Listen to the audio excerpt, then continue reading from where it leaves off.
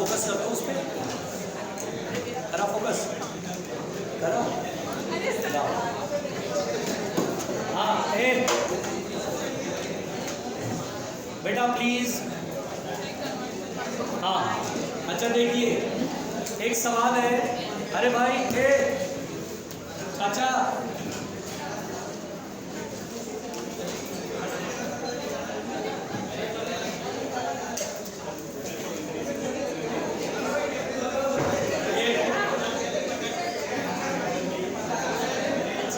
उसको लगता है कि वो पर्दे के पीछे पंखा, अरे पहल वो पंखा वो है। हमारे यहाँ पहलों की कमी थोड़ी ना है।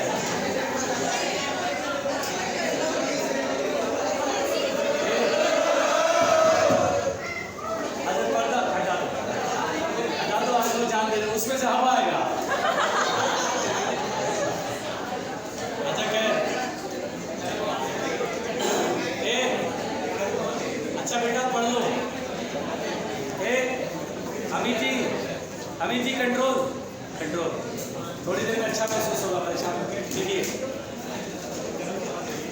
चलिए सवाल है बेटा, क्वेश्चन यहाँ पर ये है।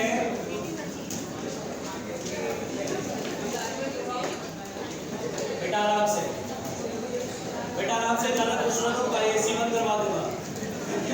अभी शांत हो जाओ, अभी चला है, आराम से बैठ जाओ। चलिए यहाँ पे ईवी डायग्राम वीटी डायग्राम है बेटा, वी और टी का डायग्राम है और ये डायग्राम ऐसा बनाया है, देखना प्लीज।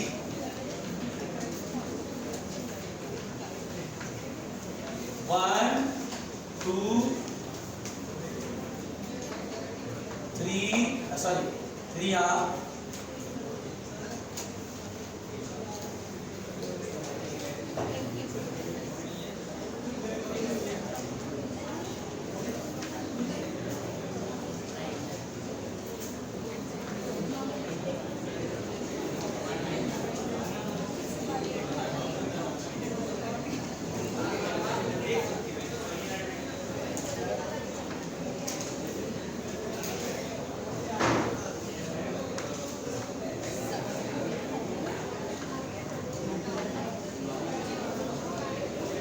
अच्छा देखिए बेटा ये दे रहा है कि साइक्लिक प्रोसेस, अरे सुन लो है, साइक्लिक प्रोसेस 1 2 3 4 1 एक साइक्लिक प्रोसेस है। वीटी डायग्राम में दिया गया है, आपको पीटी डायग्राम और पीवी डायग्राम प्लॉट करना है। यानी क्वेश्चन है बेटा कि draw PT diagram and PT and PV diagram. अब देखिए बेटा इस क्वेश्चन को हम सॉल्व करते हैं। बेटा प्लीज चाचा सुनिए, तो हम यहाँ पर ये जो है इस क्वेश्चन को सॉल्व कैसे करेंगे ये सुनिए भैया, सुनिए। सबसे पहली बात बेटा पीटी डायग्राम, तो देखिए 1 से 2 में हम पहले बात करेंगे। देखिए सबसे पहले तो इस एक्सिस पे, इधर एक्स एक्सिस पे टेम्परेचर और वाई एक्सिस पे प्रेशर। और अब ध्यान दीजिएगा बेटा प्रेशर टेम्परेचर का ग्राफ, पहले 1 से 2 में आइए। अच्छा बताइए 1 से 2 में वॉल्यूम क्या है? अच्छा 1 से 2 में वॉल्यूम कांस्टेंट है। कैसा प्रोसेस हुआ? आइसोकोरिक, वॉल्यूम कांस्टेंट है। अच्छा बेटा वॉल्यूम कांस्टेंट है, क्या P directly proportional to T? Volume constant होता है तो P directly proportional to T। तो देखिए P और T में देखना है तो P directly proportional to T कैसे चलेगा? पासिंग थ्रू ओरिजिन, यहाँ पर P directly proportional to T होगा। और देखिए यहाँ से टेम्परेचर बढ़ रहा है बेटा, एरो इधर बनाएंगे, टेम्परेचर बढ़ रहा है, ये हुआ सेकेंड। 1 से 2 तक है। फिर 2 से 3 देखिए ये एक ऐसा लाइन है जो ओरिजिन से पास हो रहा है, ऐसा मतलब होता बेटा स्ट्रेट लाइन है और ओरिजिन से पास हो रहा है, तो V और T में रिलेशन होगा V directly proportional to T।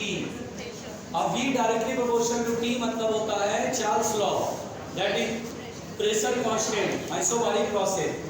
अच्छा टेम्परेचर फिर बढ़ रहा है, तो देखिए आइसोबारिक प्रोसेस में टेम्परेचर बढ़ रहा है, तो 3 तक गए, देखिए 2 से 3 गए, अब 3 से 4, ये देखिए 3 से 4 में टेम्परेचर कांस्टेंट है और यहाँ टेम्परेचर इज कांस्टेंट। ध्यान से सुनिएगा बेटा, ये आइसोथर्मल प्रोसेस है और मजे की बात है कि देखिए T अगर कांस्टेंट होता है तो P inversely proportional to V होता है बेटा। अच्छा बताइए, यहाँ पर इधर जा रहा है एरो, तो वॉल्यूम इस एक्सिस पे ना, तो वॉल्यूम क्या हो रहा है, बढ़ रहा है कि नहीं बढ़ रहा है? 3 से 4 तक जाने में वॉल्यूम बढ़ रहा है, तो प्रेशर क्या होगा, डिक्रीज। तो प्रेशर डिक्रीज और टेम्परेचर कांस्टेंट, यानी ऐसे चलेगा, देखिए टेम्परेचर कांस्टेंट और प्रेशर डिक्रीज, तो प्रेशर यहाँ पे ज्यादा यहाँ कम, ये हो गया 4, ठीक है। और अब ध्यान दीजिएगा, अब मुझसे कह रहा है 4 से 1 देखिए स्ट्रेट लाइन है और ओरिजिन से पास हो रहा है, वॉल्यूम और टेम्परेचर है, तो V directly proportional to T, फिर आइसोबारिक हो गया। इसमें टेम्परेचर क्या हो रहा है, डिक्रीज हो रहा है, देखिए P और T में टेम्परेचर डिक्रीज हो रहा है और वापस 1 पर आ गया, देखिए आइसोबारिक है, प्रेशर कांस्टेंट। तो देखिए मैंने 1 2 3 4 इस तरह से PT डायग्राम को प्लॉट कर लिया। बोलो ये समझ में आया PT डायग्राम? अरे भाई टफ लगा? अब देखिए PV डायग्राम जरा एक बार बनाते हैं। PV डायग्राम ध्यान दीजिए बेटा, प्रेशर वॉल्यूम का डायग्राम। तो देखिए कैसे करेंगे, अब इसी डायग्राम से मुझे PV डायग्राम खींचना है। चलो भाई, पहले 1 से 2, फिर यहाँ से चलेंगे, वॉल्यूम कांस्टेंट है और टेम्परेचर बढ़ रहा है, वॉल्यूम कांस्टेंट है और टेम्परेचर बढ़ रहा है। देखिए वॉल्यूम कांस्टेंट होता है तो P in charge position P, temperature बढ़ेगा तो प्रेशर भी क्या होगा। तो देखिए वॉल्यूम कांस्टेंट है, तो वॉल्यूम कांस्टेंट है यानी लाइन ऊपर या नीचे जानी है और प्रेशर क्या हो रहा है, बढ़ रहा है, क्योंकि टेम्परेचर बढ़ रहा है तो प्रेशर बढ़ रहा है। तो ऐसे चलेगा, ये 1 है और 1 से 2 यहाँ पहुंचेंगे। फिर देखिए 2 से 3 volume is directly proportional to T, यानी प्रेशर कांस्टेंट है, प्रेशर कांस्टेंट है यानी इधर या इधर होगा ना। अब देखिए यहाँ पर टेम्परेचर क्या हो रहा है, वॉल्यूम भी बढ़ रहा है, देखिए वॉल्यूम बढ़ना है, वॉल्यूम बढ़ेंगे तो इधर जाएंगे, इधर देखिए वॉल्यूम इधर बढ़ रहा है, तो 2 से 3 यहाँ 3 आ गया। फिर उसके बाद आइए 3 से 4 में, देखिए टेम्परेचर कांस्टेंट है, isothermal process, P inversely proportional to V और PV डायग्राम ही खींचना है। तो बोलते हैं सर ये रेक्टेंगुलर हाइपरबोला का ग्राफ है, आइसोथर्मल कर्व, जिसमें कि वॉल्यूम बढ़ रहा है, वॉल्यूम बढ़ रहा है तो प्रेशर क्या होगा, घटेगा, प्रेशर कम होगा, यानी ऐसे यहाँ 4। फिर देखिए 4 से 1 V directly proportional to T, pressure constant है लेकिन वॉल्यूम घट रहा है, देखिए प्रेशर कांस्टेंट है और वॉल्यूम घट रहा है, यानी आइसोबारिक प्रोसेस ऐसे हो गया भाई। 3 to 4 कैसा प्रोसेस है, तो P और V में P proportional to 1/V, that is isothermal curve. ये टफ लगा? लोग बोलते हैं सर ग्राफ बहुत टफ होता है, समझ के करोगे तो ग्राफ टफ नहीं है। किसी को लिखना है, अरे चावल दे देना, अभी करा रहा है, अरे दीदी इट्स मी, अरे बिल्कुल बिल्कुल, दिल्ली पुलिस ग्राफ में माहिर है, हाँ परेशान नहीं होना भैया साहब।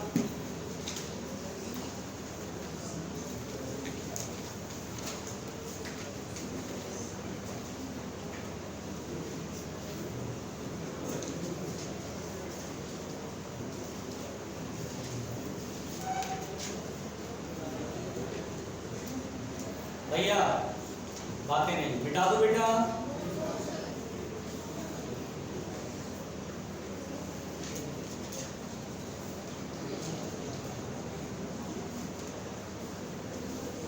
चलिए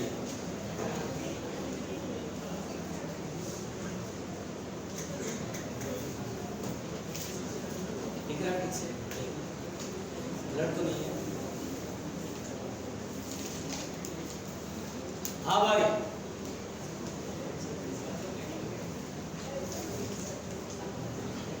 चाचा, प्यारे चाचा, अब ठंड तो एसी बंद करवा देते हैं। लक्ष्मी तो किसने बोला था ठंड लग रही है, उसको पूरी पब्लिक घेर के मार दी।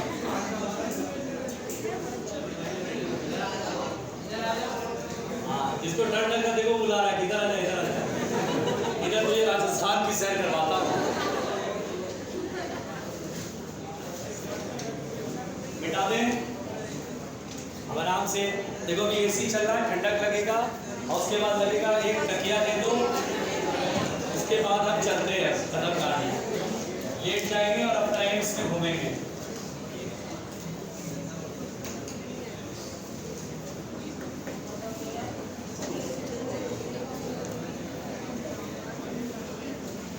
चलिए देखिए, मैं क्लास में ठीक से आया भी नहीं था, इन लोगों ने मेरे ऊपर बौछार कर दिया ग्राफिकल क्वेश्चंस के। तो चलिए ग्राफ का अगला क्वेश्चन, यहाँ पर बेटा ये वॉल्यूम है और ये टेम्परेचर है और मुंडी को ऊपर करेंगे।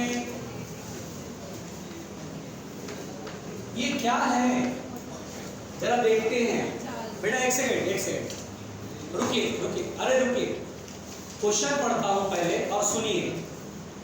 The given curve represent the variation of temperature and volume. Temperature और वॉल्यूम का ग्राफ है for 1 mole of N ideal gas. Ideal gas बेटा 1 मोल है, number of mole is 1।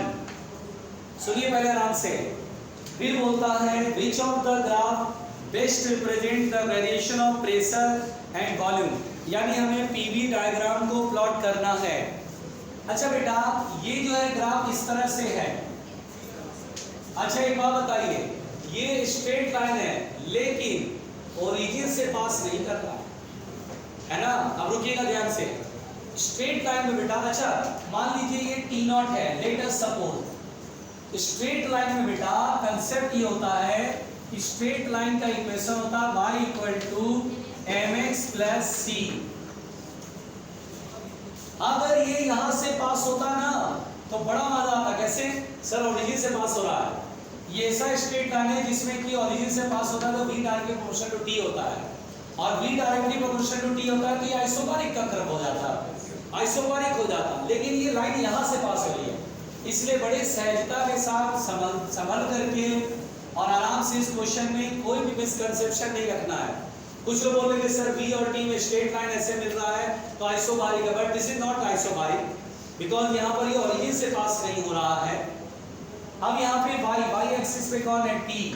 m का मतलब क्या होता है बेटा, स्लोप, यानी tan थीटा। तो कितना है, थीटा एंगल कितना बना रहा है, 45, tan 45 1 इनटू x एक्सिस पे कौन है, v, और c का मतलब होता है intercept on y axis. y axis पे कहाँ काट रहा है, t नॉट पे। तो यहाँ t नॉट पे ऐसे, t नॉट इधर कांस्टेंट है, वेरिएबल टर्म नहीं है, कांस्टेंट टर्म। अब मुझसे पूछा गया कि सर प्रेशर और वॉल्यूम के बीच में रिलेशन बताओ।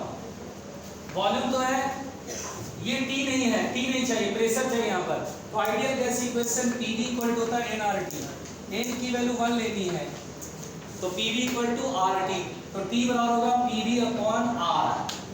अब ठीक है, V प्लस T नॉट।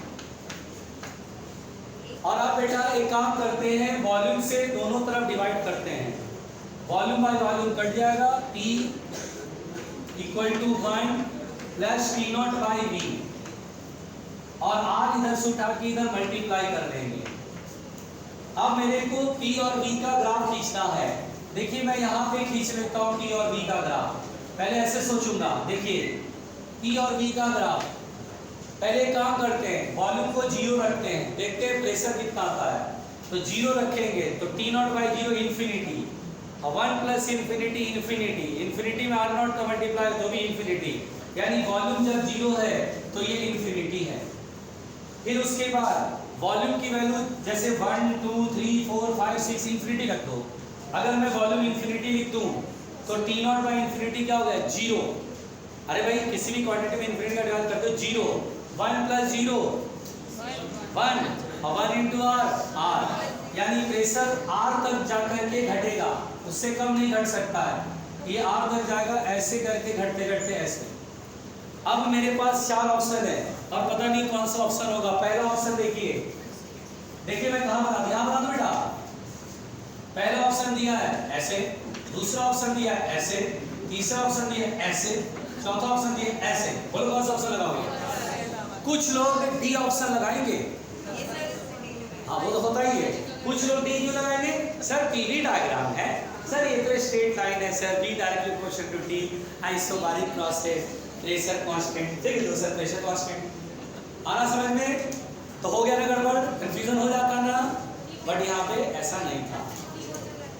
इतना दिमाग कौन लगाएगा? डॉक्टर इतना दिमाग नहीं लगाते हैं, इतना बड़ा बड़ा ऑपरेशन कर देते हैं, इतनी सारी नसें खोल के रख देते हैं, वापस जोड़ भी देते हैं। तो उनके पास दिमाग होता है ना, बिना दिमाग का डॉक्टर होता है कोई? ऐसा तो बिना दिमाग का डॉक्टर होता है? होता है, होता है, होता है। धरती पे ऐसे जगह है जहाँ पे लोग जाके पढ़ते हैं और वापस आके बिना दिमाग के डॉक्टर बनते हैं। उस जगह का नाम है रसिया। देखो देखो, अभी ग्राफ ही ग्राफ है, ग्राफ के ढेर लगे हुए हैं। अच्छा एक सवाल और कराओ बच्चों, ग्राफ के एक सवाल और। रुक जाओ, अरे मैं अच्छा लाओ पहले सेजन दीदी का ग्राफ का सवाल। बिल्कुल बिल्कुल, दिल्ली पुलिस आ गई, बिठा दूं? अच्छा इसमें से चारों में कौन सा ऑप्शन सही होगा बेटा? First option. साथ की हिला मत देना उसको।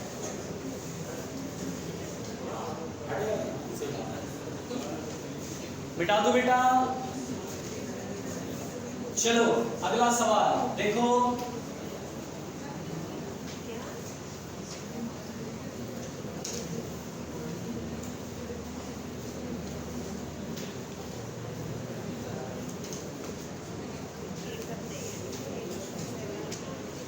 हाँ देखिए भैया, ये जो सवाल पूछा गया इसको सुनिए। यहाँ पर बेटा बोलता है कि ये जो डायग्राम है, इस डायग्राम को देखिए बेटा, ये सब सृजन को बहुत परेशान कर चुके हैं।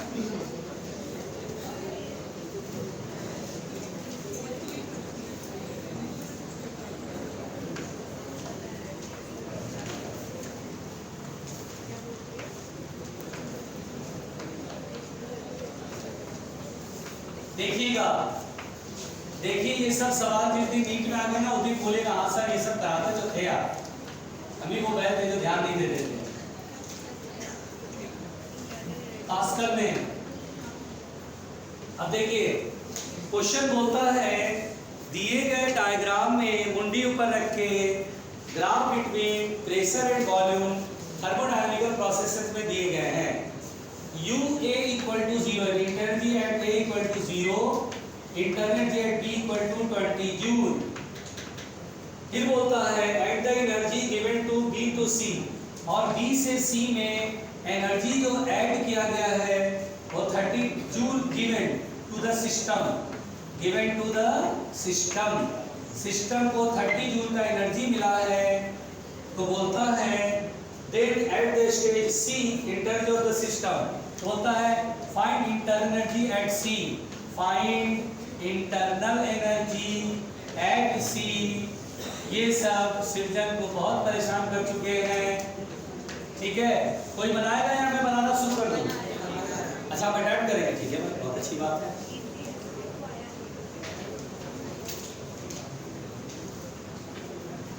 बनाओ बनाओ, गांधी बनाओ, मोबाइल देखो, अंजलि देख रही है। अच्छा उसी को दिखा रहे, जरा प्लीज बातें नहीं।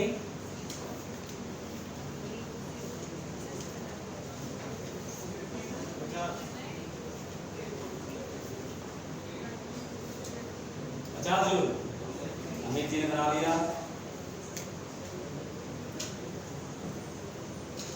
है। कोई नितेश को ने बनाया?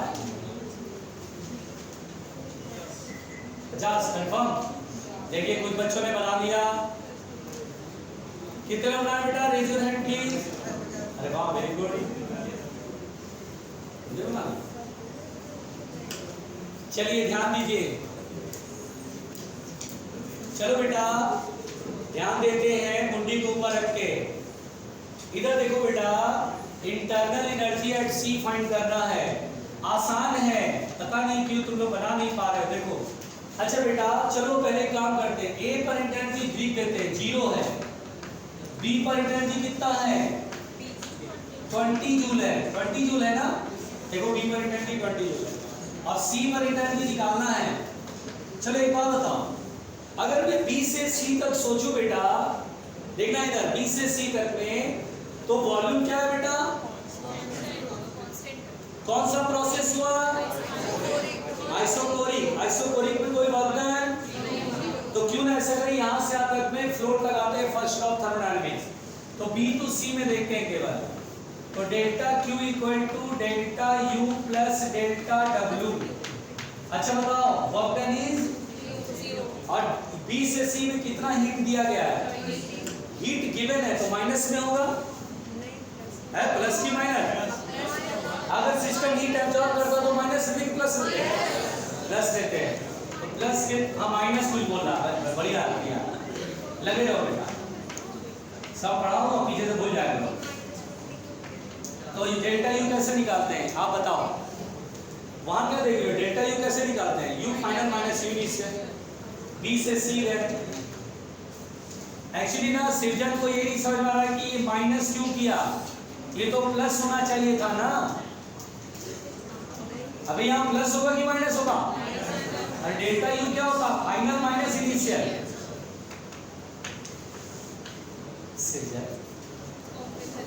देखो थोड़ा सा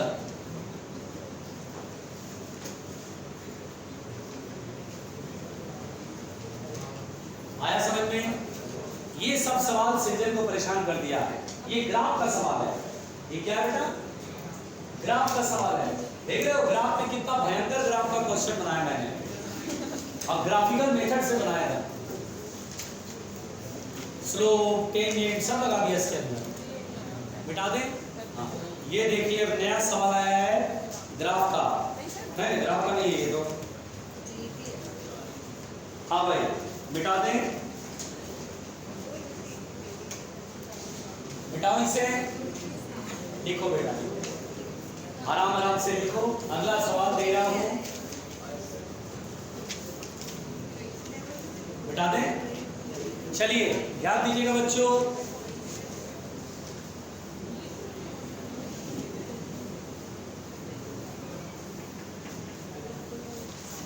नेक्स्ट क्वेश्चन है,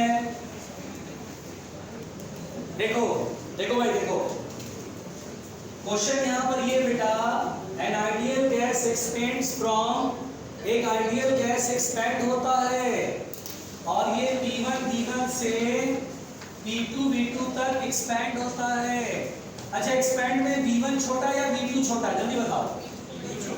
एक्सपेंड होगा तो इनिशियल वॉल्यूम छोटा और फाइनल वॉल्यूम बड़ा, ठीक। फिर बोलता है वेयर, सुनना बेटा, वेयर P2 इक्वल टू है 2P1 और V2 इक्वल टू है 2V1। ओके अच्छा इसका मतलब कि गैस का इनिशियल स्टेट ये था, फाइनल स्टेट ये हो गया। Okay the path of the gas is expressed by the following relation. और बेटा यहाँ से यहाँ तक जाने में प्रेशर और वॉल्यूम में इस तरह का वेरिएशन मिला। देखिए ध्यान से, द पाथ, पाथ मतलब process, the path of the gas is expressed as, आराम से सुनना, इज एक्सप्रेस्ड एज P बराबर P1 plus V minus V1 upon V1 का होल स्क्वायर।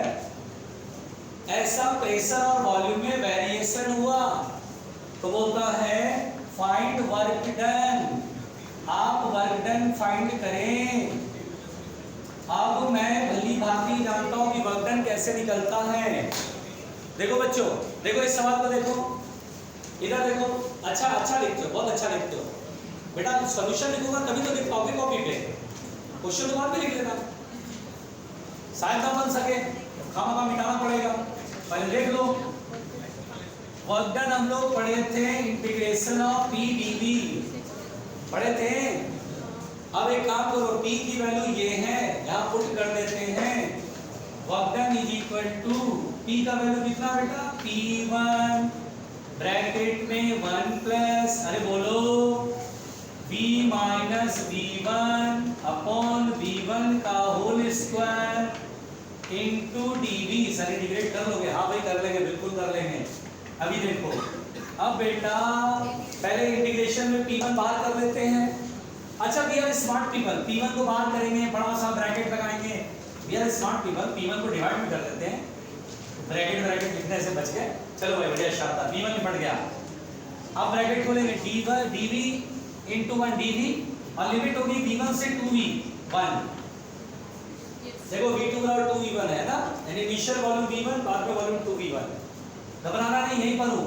dv into 1, ये p1 भूल जाओ बेटा, dv into 1 dv condition v और v होगा अपर माइनस लोअर, ये भगवान पहले आएगा 1 into dv dv v1 से 2v1 dv कंडीशन v और अपर लिमिट माइनस लोअर लिमिट, तो v1 ही तो आएगा। खतरनाक प्राणियों, तो मैंने यहां पर लिखा v1 प्लस, बहुत अच्छे से। क्या v1 स्क्वायर नीचे कॉमन है और कांस्टेंट है, बाहर आ जाएगा। घबराना नहीं, यही करो बेटा, इंटीग्रेशन v माइनस v1 का होल स्क्वायर इनटू dv। आओ मिलके ब्रैकेट खोले, v स्क्वायर, अच्छा अब रहने दो, ये तो टीचर चॉइस है, अब खुद ही करो, खुद ही करो। और v1 से 2v1, बट चैलेंजेस जो है वो हमें स्वीकार है यहाँ पर। अब देखिए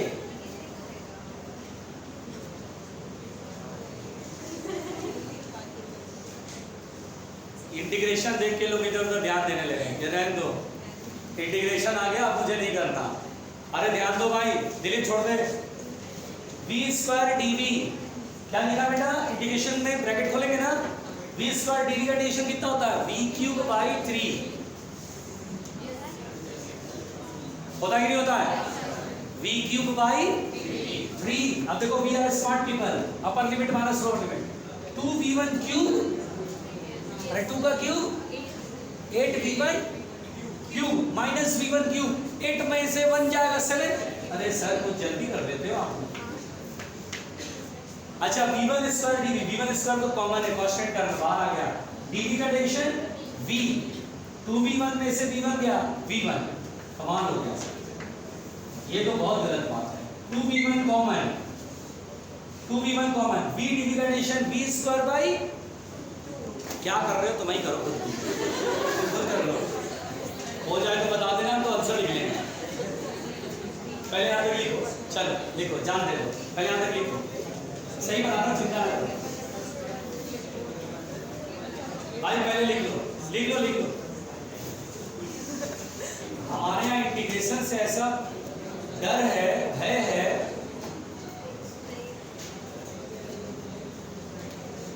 लिखो बेटा लिखो, पहले लिखो ताकि आपको चैन मिले, तसल्ली मिले, आराम मिले, फिर आगे बढ़ते हैं।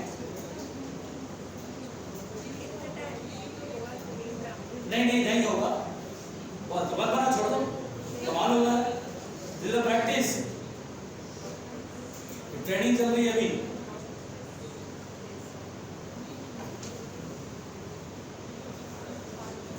अच्छा मैं ना फेसबुक कभी भी स्क्रॉल करता हूँ तो एक आध लाइन बड़ी अच्छी मिल जाती है, हिरन 90 किलोमीटर पर आवर की रफ्तार से दौड़ सकता है, शेर 60 किलोमीटर पर आवर की रफ्तार से दौड़ सकता है, फिर भी हिरन शेर द्वारा मारा जाता है, क्यों?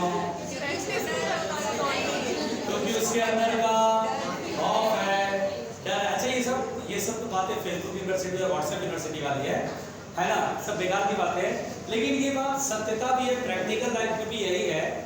नीट उन्हीं बच्चों से क्रैक होगा जो सब्जेक्ट को यह पहले मान के चलेंगे कि ये हमसे ही होगा भाई, और ये आसान है और हम कर लेंगे, उन्हीं से हो पाएगा। और जो ये मान के चलेंगे कि ये कैसे करेंगे, इतना तो हम नहीं कर सकते, तो आप यकीनन मानो ये ऐसे सवाल उनसे नहीं बने। मन में पहले पॉजिटिव फीलिंग तो लानी पड़ेगी ना काम को करने के लिए, आराम से भाई।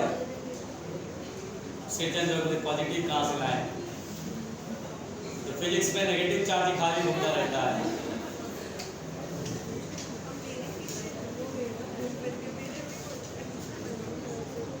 हाँ भैया ध्यान से बोलो, सोनी दीदी बोलो। अब सोनी दीदी का अपना एक उसका उसने गोबर स्टॉक किया हुआ दिमाग में, वो धीरे धीरे निकाल देते। हाँ बोलो बेटा। इसमें बाइनोमियल क्यों नहीं लगाया? बात तो सही है, बाइनोमियल जब मन करे वहां उठा के लगा दो, जब न सौ तो वहां बाइनोमियल लगा दो, लगा के आंसर निकाल दो, जो आए बोला मैं तो सही बना दूंगी क्योंकि मैंने बाइनोमियल लगाया। अरे लड़की, बाइनोमियल कहाँ लगा पाएंगे हम? क्यों, तुम्हें पता है कि छोटा चेंज है? तुम बड़ी अंतर्यामी टाइप की लड़की हो, तब तो सारी बातें भविष्यवाणी तुमसे पूछ ली जाएगी। बताओ भाई आगे क्या होगा कहानी, कब कोरोना जाएगा धरती पर से, मैं तो सॉरी दीदी पूछ लूंगा। कमाल करती है। छोटा कहाँ है बेटा, अलग है, मतलब बचना है बस। याद रख, देखिए लिख लिया, इधर मिटा रहा हूं।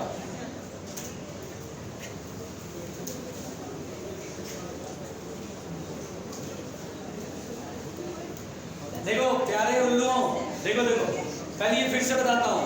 चलो v स्क्वायर dv का डेरिवेशन बताओ। ब्रैकेट खोलना आता है ना, कि खोल के दिखाओ यहाँ पे भैया, चलो पूरा स्टेप लिखो, समझ में आ रहा है यार? v square dv v Q by, ठीक है, 1/v1 स्क्वायर ऐसे ब्रैकेट v क्यू बाई 3 1/3 और v क्यू अपर लिमिट माइनस लोअर लिमिट, 2 का cube 8, 8 minus 1 7 v1 square dv v1 square ऐसे, ठीक है, और dv का डेरिवेशन v अपर limit minus lower limit v1 आएगा माइनस 2v1 ऐसे ही कांस्टेंट है, v dv का v स्क्वायर बाई 2 2 आ गया, और v स्क्वायर तो 2 का स्क्वायर 4 4 माइनस 1 3 3v1 स्क्वायर। देखो दिख रहा है कि कट गया? हाँ, अब देखो 2 ने 2 को खत्म कर दिया। रुक जाओ बेटा, रुक जाओ, यहाँ पर आ गया w बाई p1 बराबर v1 प्लस, क्या बताऊं कि अगर पढ़े लिखे होते तो अब तक बोल चुके होते सर v1 स्क्वायर बढ़ा दो। देखिए v1 स्क्वायर अंदर आएगा, v1 Q by v1 square का एक v1 बचेगा केवल 7/3v1। फिर आइए यहाँ पर v1 क्यू स्क्वायर यहाँ डिवाइड कीजिए, कट के क्या बचेगा v1, उसके बाद यहाँ पर आइए v1 स्क्वायर तो v1 स्क्वायर हो गया 3v1 बचेगा, 3v1 बचेगा। अब बेटा एक काम करिए, 3 का एलसीएम ले लीजिए, अब v1 कॉमन कर दीजिए, 3 बन गया 3 7 प्लस 3 माइनस 9, सही करा? अरे बोलो, चलो 3 और 3 6 6 और 7 है 13 में से 9 गया 4/3 v1, तो w बराबर 4/3 p1 v1, और यह सवाल बन गया फाइनली। हाँ बिल्कुल, अब सृजन का बुखार उतर गया। अब सृजन को ग्राफिकल क्वेश्चन अच्छे से आ गए, और किसी भी स्टूडेंट को अगर ग्राफिकल क्वेश्चन में दिक्कत है तो वह सृजन के नाम को लेकर के और फिर बनाना शुरू करे, फिर देखना ऐसे बनता है।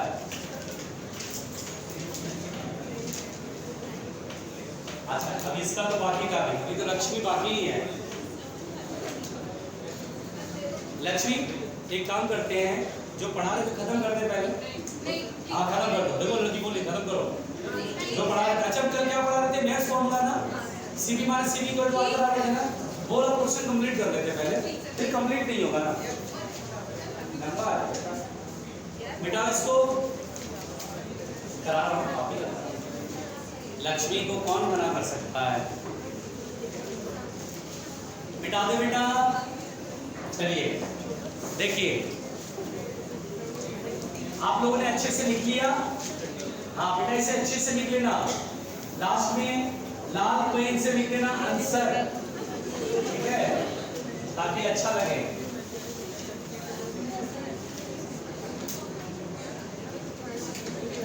चलिए हाँ लिख लो, कर लो दोस्तों, कर लो। चलिए एक सवाल और है, यह देखते हैं बेटा। चलिए अरे भाई देखो चाचा, सब लोग बनाएंगे, मौका दूंगा पहले आपको बनाने का। देखिए question, an ideal gas, question लिखिए, an ideal gas is taken through cyclic process, an ideal gas taken through A cyclic process in 4 steps. An ideal gas is taken through cyclic process in 4 steps. लिख लिया? Full stop. The amount of heat involved in these steps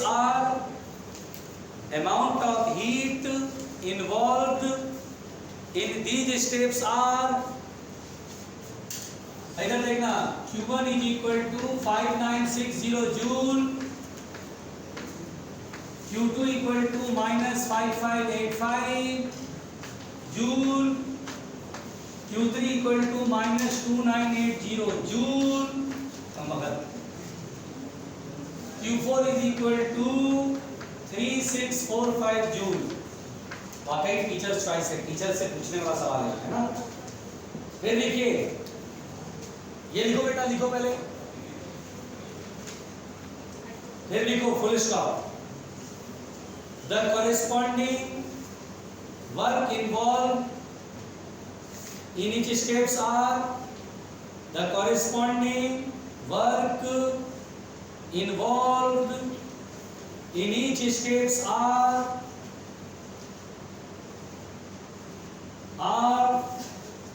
here we go W1 equal to 2200 joule, W2 equal to minus 825 joule, W3 equal to minus 1100 joule, W4 equal to what?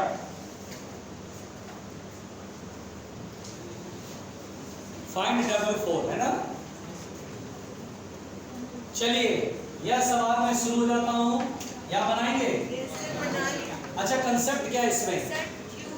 Cyclic process में मैंने बताया था delta U 0 होता है in one cycle जब complete हो जाता है। क्या delta Q equal to delta U plus delta W, delta U is बस। अब डेल्टा क्यू पूरा ऐड करो, यानी Q1 plus Q2 plus Q3 plus Q4 equal to work done W1 plus W2 plus W3 plus W4 और we have to find W4।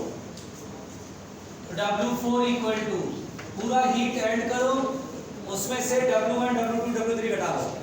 चलो पहले पूरा heat add करते, कितना ऐड करके बेटा? 1040 में सब्ट्रैक्ट करो, इन तीनों वर्ग को जोड़ दो। तो पहले 275 और अब ये सॉल्व करने पर कितना आ रहा है? आ गया। और यह लक्ष्मी द्वारा पूछा गया सवाल। आप खुश हो?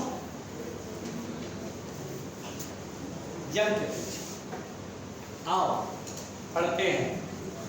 लिख लो बेटा, लिख लो, मिल गया सॉल्यूशन भाई, लिख लो, ठीक है। नोट्स अच्छे से लिखना, ग्राहक नहीं लेगा क्योंकि इसको तुम बेचोगे भी तो अगले साल, बाहर खड़े होकर बेच देना, ठीक है। आओ नोट्स ले जाओ, आओ नोट्स ले जाओ, एक आध दो लगे लगा देना, चिल्लाते चिल्लाते।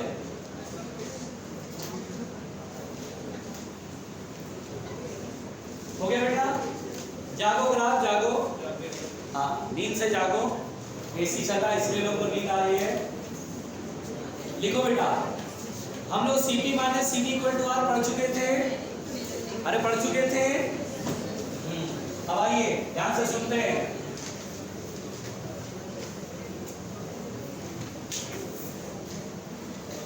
चलो ए चाचा,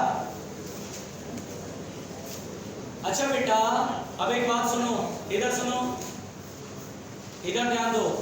अच्छा बेटा हम लोग कल CP minus CV equal to R पढ़ चुके थे,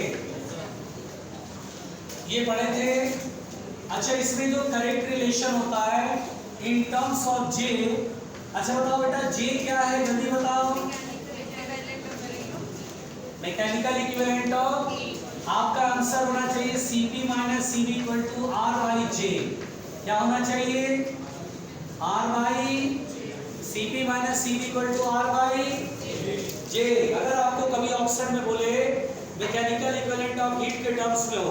और आप बोले रहे मैं तो बोला था Cp minus Cv equal to R, और ये J, तो बेटा कैलोरी और जूल में ही तो रिलेशन था ये सिर्फ। अरे कैलोरी और जूल में ही तो रिलेशन था, 4.2 जूल पर कैलोरी होता है इसकी वैल्यू।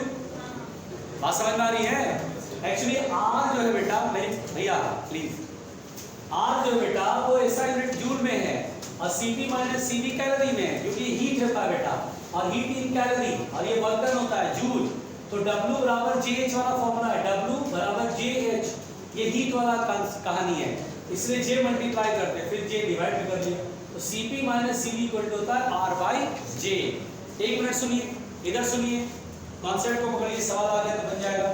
फिर बेटा आपने पढ़ा था एडियाबैटिक प्रोसेस, जिसमें मैंने पढ़ाया था आपको PV गामा बराबर कांस्टेंट।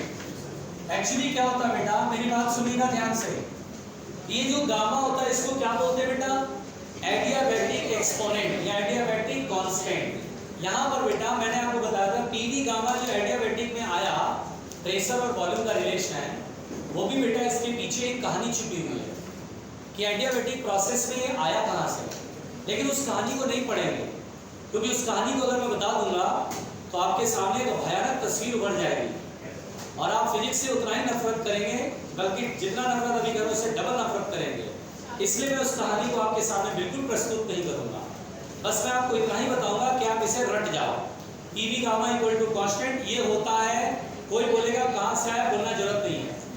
अब सुनो ध्यान से, इसमें गामा की वैल्यू मैंने बताया था Cp अपॉन Cv होता है, यानी Cp और Cv में एक और रिलेशन आपको रट्टा मार के चलना है, Cp by Cv equal to gamma. रुकिए, अब मैं और भी बातें बोलना चाहता हूं इसके अंदर, सुनिए। अच्छा बेटा एक बात बताइए, हमारे पास दो रिलेशन है, Cp minus Cv equal to R और Cp by Cv equal to gamma. इन दोनों को मैं लिख लेता हूं पहले यहाँ पर, Cp minus Cv equal to R और Cp by Cv equal to gamma. अब ऐसा करता हूं बेटा, इसको मैं फर्स्ट इक्वेशन मान लेता हूं, इसमें Cp बराबर मैं लिख देता हूं gamma in times of Cv, और अब मैं काम करता हूं गामा Cv, जो Cv की वैल्यू फर्स्ट इक्वेशन में रखता हूं, तो from first gamma Cv equal to, मतलब gamma Cv minus Cv equal to R, तो Cv इक्वल टू होता है R बाई गामा माइनस 1। रुकिए, तो कभी भी बेटा अगर गामा दिया जाए और Cv पूछ ले तो बोलना बहुत आसान है, Cv इक्वल टू होगा R बाई गामा माइनस 1। झटके में लगेगा, ये क्या लगेगा, झटके में लगेगा। फिर सुनिए, अगर Cp पूछ ले तो गामा टाइम्स ऑफ Cv, और Cv की वैल्यू होता है R अपॉन गामा माइनस 1, इसीलिए आपको Cp और Cv की value in terms of gamma, जो कि ये याद रखोगे तो अपने आप कर लोगे, Cp equal to R by gamma minus 1। कहाँ से आया, आपके सामने ये कहानी लिखिए।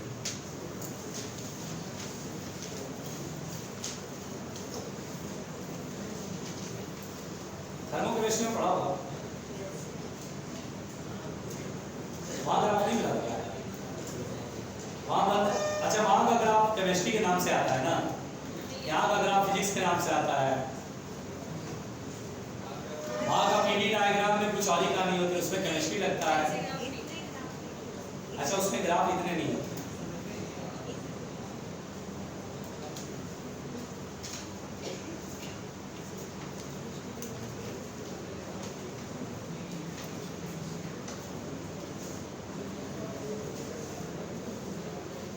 बेटा शांति, बेटा प्लीज मिटाएं।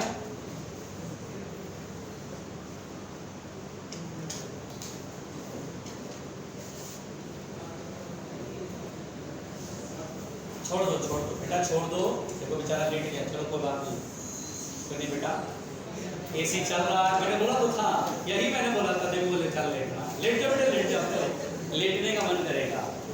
अब तो पढ़ेगा वही जो आंखों के पलकों में चिमटा लगा के आएगा, चिमटा लगा करके ताकि पलकें झुक ना पाए, है ना। बोले हाँ बिल्कुल लगा लो बेटा, लगा लो, मिटा दें।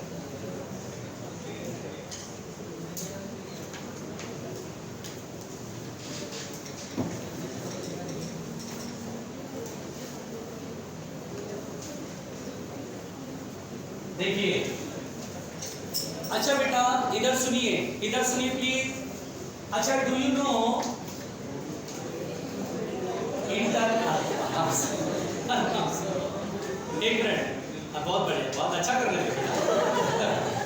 अच्छा देखिए, किसी गैस की इंटरनल एनर्जी, इधर किसी गैस की इंटरनल एनर्जी केटीजी में पढ़ा था हम लोगों ने F/2 nRT, ऐसा कुछ पढ़ा था। और थर्मोडायनेमिक्स में गैस की एनर्जी पढ़ा mCVT, ऐसा कुछ पढ़ा। अगर मैं इन दोनों को देखूं तो एक ही फॉर्मूला है ना, इक्वेट कर दूं तो इक्वेट करता हूं F/2 F/2 nRT mCVT और n और t कैंसिल आउट, तो CV जो होगा डिग्री ऑफ फ्रीडम के टर्म्स में फॉर्मूला Fr/2 होगा। रुक जाओ मेरी बात सुनो पहले एक मिनट। क्या CV = Fr/2 समझ में आया बेटा? इसको बताने के लिए मैंने देखिए बहुत खतरनाक नासा का इक्वेशन लिखा है मैंने, और ये बहुत खतरनाक इक्वेशन है, बहुत बड़ा इक्वेशन है भाई। फिर मुंडी पर। अच्छा बेटा, अगर मुझसे कहेगा कि relation between gamma and F बताइए। अच्छा एक मिनट, गामा को व्हाट इज गामा? गामा क्या होता है बेटा? एडियाबैटिक कांस्टेंट या एक्सपोनेंट, और स्मॉल एफ क्या है? चलिए इसको कैसे लाते, बहुत सिंपल है। क्या CV = Fr/2 पढ़ा? और क्या CV और गामा में रिलेशन हमने पहले ही पढ़ लिया? कितना होता है? गामा R, गामा, ये तो मैंने पहली बार सुना, Γ/R-1। ये बड़ा अच्छा था बेटा, ये बहुत अच्छा था। अब समझ में आया कि हॉर्लिक्स जब उल्टी तरफ से पिया जाता, ये बहुत अच्छा। तुमने क्लॉकवाइज चम्मच नहीं मारा, एंटी क्लॉकवाइज मार दिया था, इसका रिफ्लेक्शन बन गया। अरे बाप रे, Γ/R-1।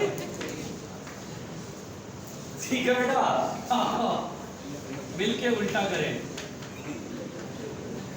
Γ-1 ऊपर, इधर भी ऊपर, ऊपर है पीछे, तो गामा बराबर हो गया 1 + 2/f।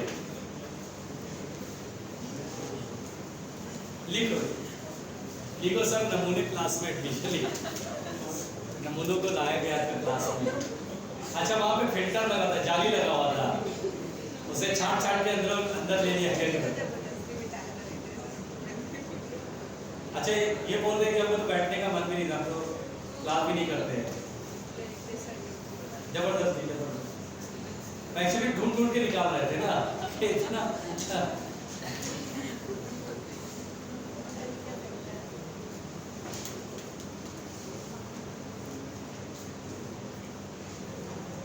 तो गामा बराबर 1 + 2/f। बोलो बेटा, समझ में आया? मिटाए?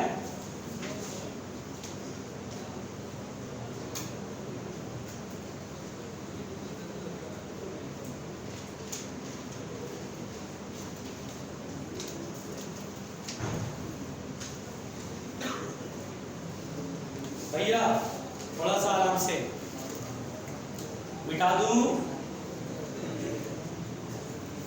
चाचा मिटाओ।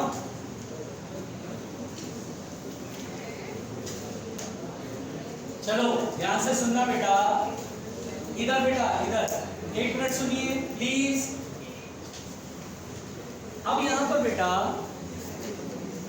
जरूरी बात कर रहा हूं, देखिए यहां पर बेटा हमें अब क्या याद रखना, ये सुनो। जैसे value of CP, CV, gamma, value of CP, CV and gamma for ideal gases. बेटा सुनिएगा ध्यान से, सब लोग जानते हैं, रुकिए पहले रुकिए। अगर मैं मोनोएटॉमिक गैस की बात करूं, मोनोएटॉमिक गैस का, आराम से सुनना बेटा, मोनोएटॉमिक गैस की बात करूं, क्या हम जानते हैं मोनोएटॉमिक गैस का डिग्री ऑफ फ्रीडम 3, तो CV की वैल्यू कितना होता है? Fr/2 ना। अरे ध्यान दो इधर, मोनोएटॉमिक का डिग्री ऑफ फ्रीडम देख के भी बोल सकते हो। अब Fr/2 तो 3R/, CP का वैल्यू, तो CV में R ऐड कर दो, क्योंकि CP - CV = R, तो CP बराबर क्या होगा? CV + R। आर ऐड करोगे, आर ऐड करना है, कितना आएगा 5r/2 पक्का। चलिए 5r/2 और गामा Cp/Cv r/2 डिवाइड में कट जाएगा 5/3, 5/3 का मतलब कितना हुआ, चलिए 1.66 कर लो, ठीक। चलिए अब आइए डायटोमिक में डिग्री ऑफ फ्रीडम कितना 5। चलिए Cv की वैल्यू बताइए 5r/। चलिए Cp की वैल्यू बताइए 7r/। और गामा की वैल्यू बताइए 7/5 यानी 1.4। चलिए पॉलीएटॉमिक का बताइए, पॉलीएटॉमिक डिग्री ऑफ फ्रीडम कितना 6। Cv की value 6r/2 that is 3r। Cp की वैल्यू और गामा Cp/4/3 यानी 1. मोनो से डाया, डाया से पॉली बढ़ते बढ़ते गामा डिक्रीज करता जाता है।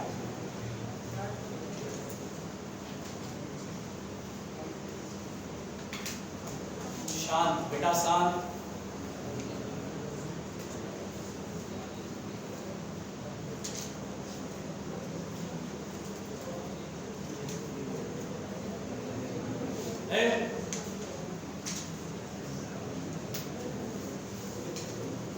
बेटा प्लीज शांत रहिए, अरे भाई शांत रह लो।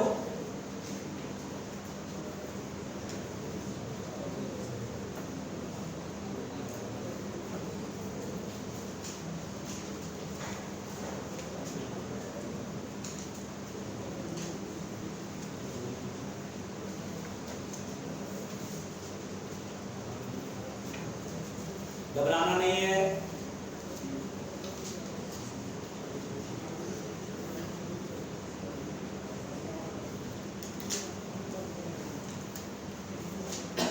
मिटाओ,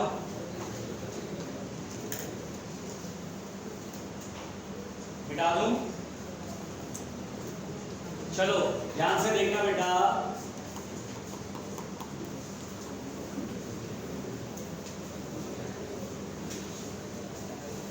हाँ भाई,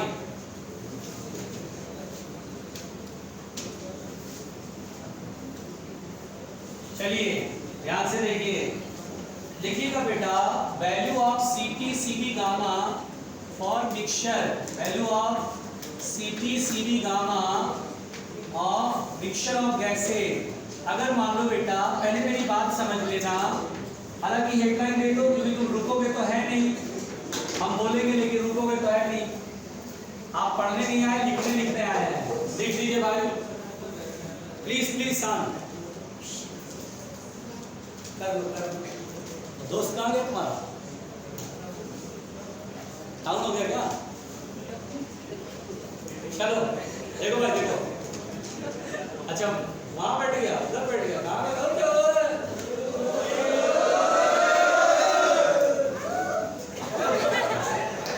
आज ये सोचा चलो ब्लैक को white man, black and white, सही है बेटा। अच्छा दोस्ती बड़ी कर रही है, तुमसे भी बोला ऐसे ही ला रहा भाई भी है। देखिए अब यहाँ पर बेटा जरा कंसेप्ट सुनिए, चाचा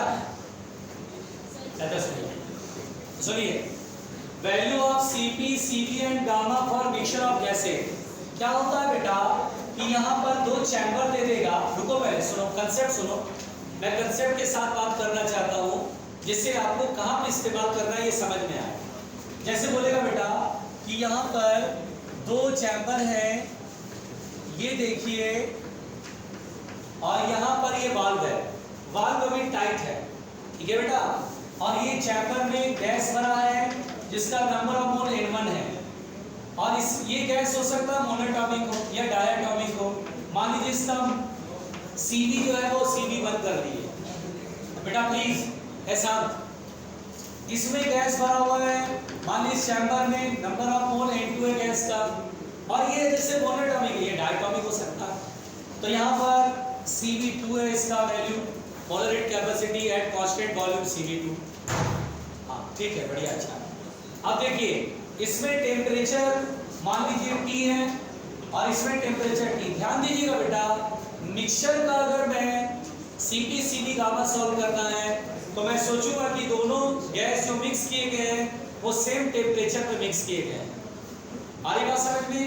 मैं आपको बताता हूँ इसमें एक कॉन्सेप्ट जो मैं यहाँ डिस्कस करना चाहता हूँ, क्वेश्चन जरूर मिलेगा।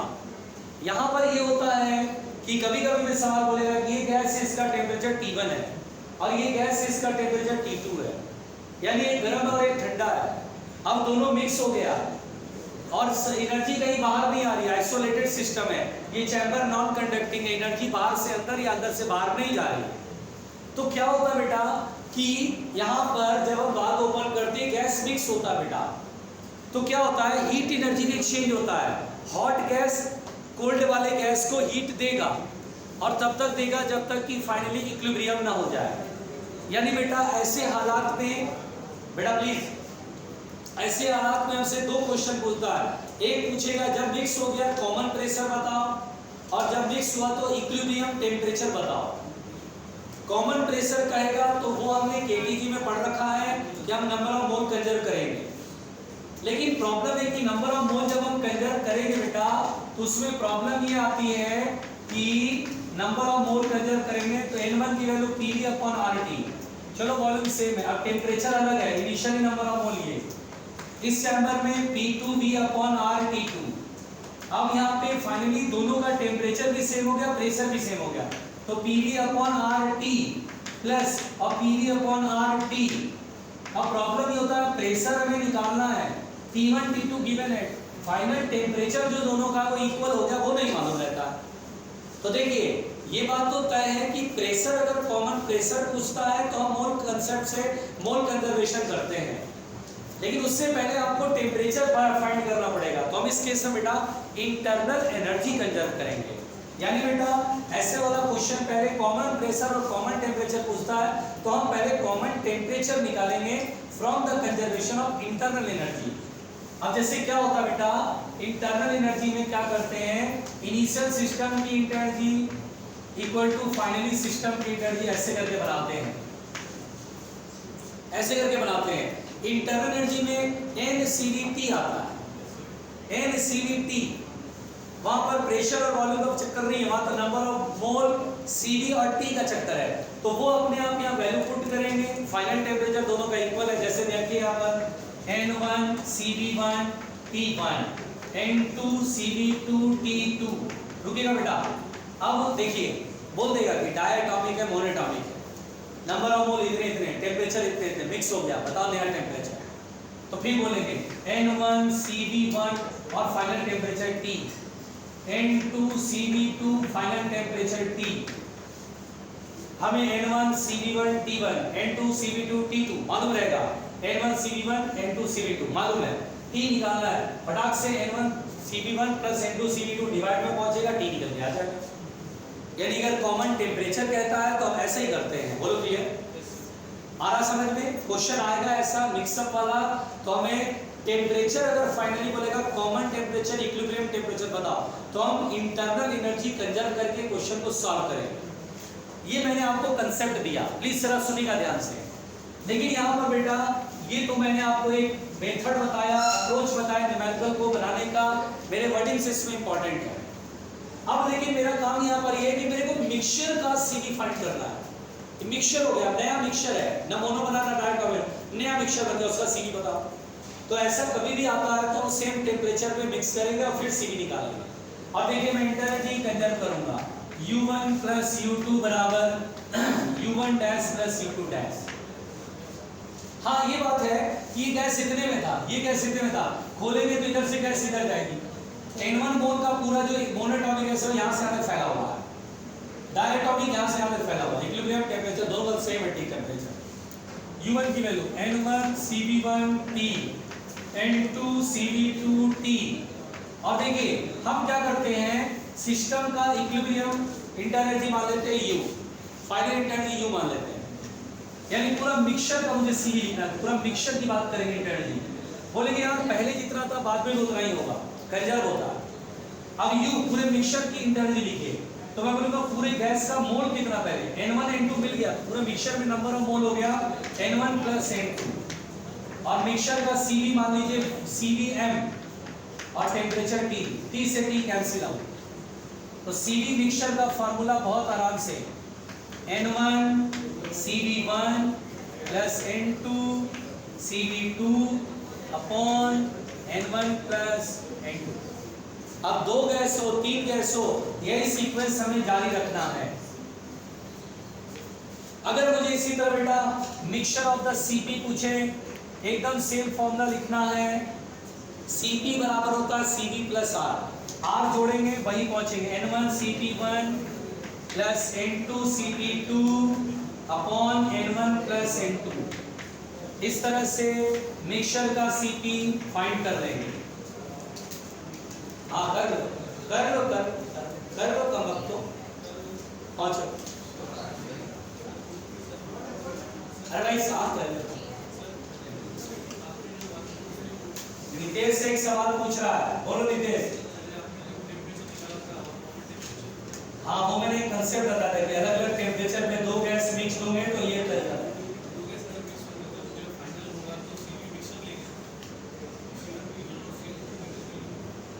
इसलिए बेटा कि N1 CV1 T plus N2 CV2 लेंगे तो यही ले लो, पहुंचोगे वही, करके देखो।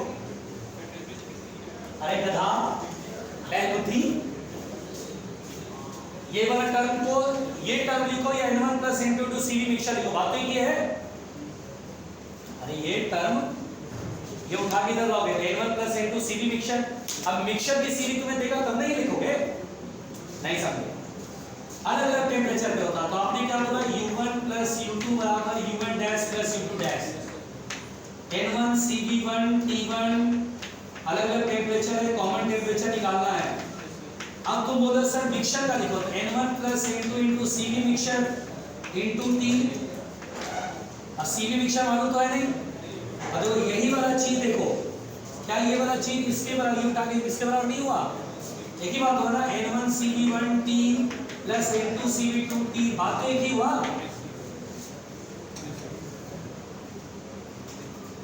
तो CV मिक्सचर नहीं दिया है, अब ये लगाएंगे, CV मिक्सचर देगा ये लगाएंगे, तो देता है नहीं।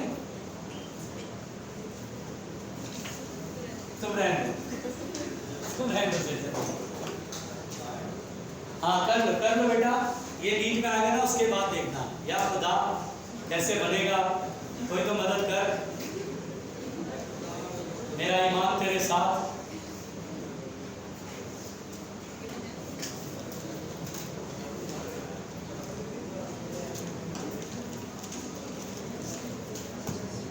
बेटा बातें नहीं,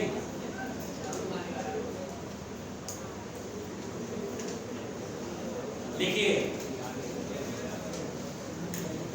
बेटा यहां पर। बेटा धैर्य रखना, बहुत कष्ट है जीवन में, पढ़ाई बड़ा मन से करना होता है, आधे अधूरे मन से कभी सफलता नहीं मिलती है। मैंने तो ऐसे स्टूडेंट देखे हैं जो बेचारे 6-6 साल से एक बार तैयारी करते थे। आप लोगों को शायद बताया नहीं था, मैं जब यहाँ पे आया था नया तो मेरी दाढ़ी मुझे भी ठीक से नहीं आई थी और मैं सोमालिया पीड़ित था। तो उसके बाद अभी तो शेव करके आता हूँ, पहले तो आता ही नहीं थी, पहले तो बिल्कुल ही मतलब ग्रेजुएशन भी कंप्लीट नहीं हुआ था और तब जाकर के मैंने मतलब बहुत ही छोटी उम्र से मैंने काम करना शुरू किया। अब उसके बाद हाँ भाई सुनिए, अब मैंने एक स्टूडेंट देखा, उस स्टूडेंट को मैंने देखा वो मेडिकल बैच में पढ़ता था, अच्छा था, बढ़िया। उस समय वो 12th में था शायद, या 12th जस्ट पास ही किया था। मैंने कहा अच्छा मेडिकल टारगेट बैच में पढ़ रहा है, अब बढ़िया अच्छा करेगा।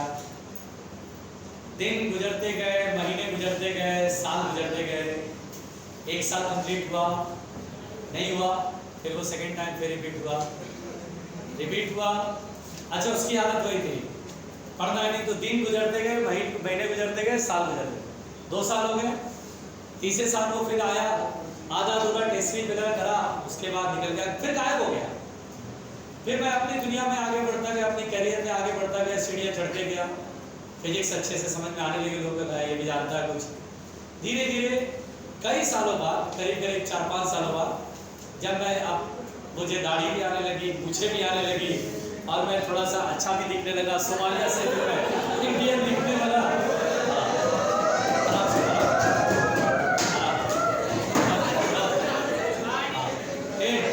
अब मैं थोड़ा ठीक भी दिखने लगा, बड़ी पेट के लगी सी बाहर आई और एज ए टीचर में स्वीकार होने लगा कि हाँ अब ये बच्चों जैसे इतने नहीं दिखते हैं, ठीक है। उसके उम्र तो 16 का ही ना बेटा, उम्र तो 16 का ही है। अच्छा, फिर उसके बाद मैंने उसको एक दिन और देखा, यही देखा, थोड़ा सा उसका बॉडी पोस्चर थोड़ा बदल गया, आंखें हल्की सी बाहर आ गई थी, हल्की सी बाहर लग रही थी, आंखें थोड़ी बड़ी लग रही थी, बाहर आ गई, थोड़ा सा टेढ़ा हो गया था बॉडी पोस्चर। तो ये कैसे हो गया, टेढ़ा कैसे हो गया? अच्छा सर, टेढ़ा हो गया। अच्छा, वो फिर किस लिए आया था? वापस से ज्वाइन करने आया, क्योंकि पहले 25 साल की एज लिमिट नहीं थी, पहले 25 ईयर की एज लिमिट नहीं थी और लोगों को शौक होता था हम करेंगे, तो वो 2-3 साल तैयारी किया होगा, पढ़ता तो था नहीं, वो तो दिखता था साफ साफ। अल्टीमेटली फिर आया वो 4-5 साल बाद, फिर तैयारी करा और शायद जब वो उम्र के बिल्कुल ऐसे पड़ाव में पहुंच गया जब घर वाले भी 2-3 साल तक साथ देते हैं, 2-3 साल तक, बस 12th के बाद 13, 14, 15 तक तो आते हैं तो बोलते हैं नहीं है, तुम बीएससी करो और उसके बाद कोई ठेल लगा दो, ठीक है, या कोई दुकान पे नौकरी कर लो, ठीक। अब बेटा वो उसका लास्ट तक आते आते तब जाकर के उसका सीपीएमटी में फिर सिलेक्शन हुआ, बहुत लास्ट में जाकर के, वो भी सीपीएमटी। अब आप ये सोचो कि 6 to 7 ईयर तक का एक पूरा वेटिंग पीरियड, अब 6 से 7 साल तक उसको लग गए एग्जामिनेशन को क्रैक करने में। अब वो अगले 5 साल पढ़ेगा, 5.5 साल लग जाता है एमबीबीएस कंप्लीट करने में, 5.5 ईयर कंप्लीट करने लग जाएगा, उसके बाद बिना पीजी के कोई वैल्यू देगा नहीं, तो उसको 3 साल लगेगा पीजी में, तो पूरे वो 14-15 साल तो उसके गए। और 12th को करते हैं लोग 17-18 साल में 12th हो जाती है, 18 साल में, 18 और 15 मिला के पकड़ लो तो 33-34 साल हो गया। हमने कहा 34 साल हो गया, उसके बाद तो अपना क्लिनिक सेट करेगा या नौकरी सेट करेगा, फिर लाइफ करियर सेटल करेगा, तब तक कमर में आधा कमर घुस जाएगा। फिर शादी कब होगी तुम्हारी फैमिली कब सेटल होगी, कब तुम फिर उसके बाद फैमिली लाइफ में जाएगी। इसलिए अब लेकिन ऐसा और गवर्नमेंट ने बहुत सही करा, 25 साल एज लिमिट, कोई बुढ़ाऊ नहीं आएंगे, ठीक है। जो 45 साल 43 साल 43 साल इस वाले में मैंने 43 साल के एक शख्स ने एक सीट खराब कर दी, वो सेशन मेडिकल कॉलेज में एडमिशन लेने पहुंच गए, वो भी सुप्रीम कोर्ट के ऑर्डर से। मैं भी दावेदार, अरे कम बगत तुम्हारे हाथ कपे के सुई देने में जब 10 साल हो जाए तो 53 साल में ऐसे सुई और औजार लगा था, उनके बगल दिल काटता था, पेट चीर के चले आए, ये हाल हो जाएगा। तो समझदार दोस्त, ज्यादा मौका नहीं तुम्हारे पास।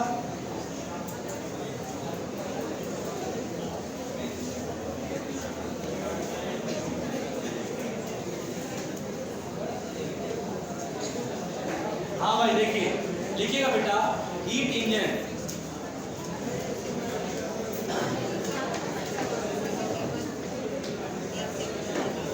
हीट इंजन, सुनिए बेटा प्लीज। अब इसमें सिर्फ 3 टॉपिक रह गया है, हीट इंजन, कार्नोट इंजन और रेफ्रिजरेटर, और यह चैप्टर समाप्त हो गया है। पहले आराम से सुन लीजिए, हीट इंजन 3 टॉपिक है, कंप्लीट कर देते हैं। और सुनो बेटा, कल क्वेश्चन कराऊंगा जम करके, कल अभी देखते हैं कार्नोट जहाँ तक पहुँच जाए, फिर कल कंप्लीट करा लेंगे, कल क्वेश्चन कराएंगे और परसों से फिर हीट ट्रांसफर, एक दिन और कहेंगे तो एक दिन और डाउट करा देंगे। डाउट कंप्लीट होना चाहिए, क्योंकि लॉज ऑफ थर्मोडायनेमिक्स पे क्वेश्चन जरूर आएगा, ये गारंटी है। इस बात की पूरी संभावना 100% की बिल्कुल सवाल आएंगे। और उसके बाद हीट ट्रांसफर में भी सवाल आएंगे, Newton's law of cooling, Stefan's law, फिर उसके बाद हीट कंडक्शन के सवाल, इसलिए जरा ध्यान से पढ़ना हो। हाँ, हीट इंजन देखिए, ये एक ऐसा डिवाइस है जो हीट एनर्जी को मैकेनिकल वर्क में कन्वर्ट करता है। It converts heat energy into mechanical energy, it converts heat energy into mechanical energy, heat energy into mechanical energy. आराम से सुनिएगा बेटा।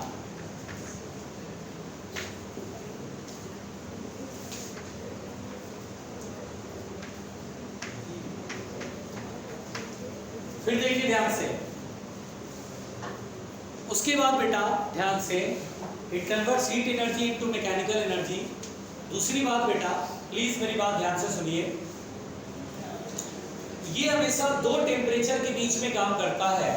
It works between two different temperature, देखो देखो, between two different temperatures, different temperatures इन cyclic process. ये दो different temperature के बीच में काम करता है इन साइक्लिक प्रोसेस। यानी वन साइकिल कंप्लीट होने पर इंटरनल एनर्जी जो इनिशियल था वही फाइनल हो जाएगा। शांत बेटा शांत प्लीज, हाँ कोई बात नहीं। It works between two different temperatures in cyclic process. Main point ये बेटा कि इसका ब्लॉक डायग्राम याद रख लो, जिससे हीट इंजन के सवाल बनने लगेंगे। इसमें क्या होता है बेटा कि दो डिफरेंट टेम्परेचर के बीच में काम करता है। एक हाई टेम्परेचर होता है जिसे सिंक कहा जाता है, सॉरी सोर्स मतलब होता है हाई टेम्परेचर। और फिर उसके बाद ये working substance of the heat engine है। उसके बाद बेटा एक लो टेम्परेचर होता है जिसे हम बोलते हैं सिंक, लो टेम्परेचर जिसे हम बोलते हैं सिंक।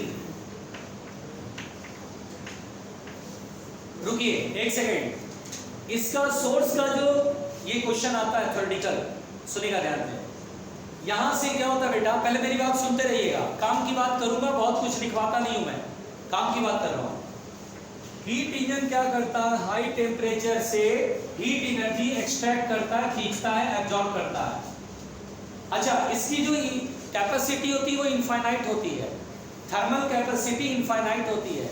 यानी हीट एनर्जी लेने से इसके टेम्परेचर पर असर नहीं पड़ता।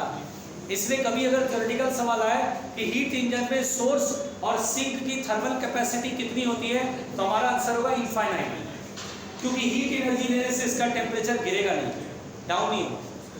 इसमें से Q1 amount of heat source से लिया, some amount of heat work done that is mechanical energy, और फिर बाकी रेस्ट अमाउंट सिंक को ट्रांसफर होता है Q2।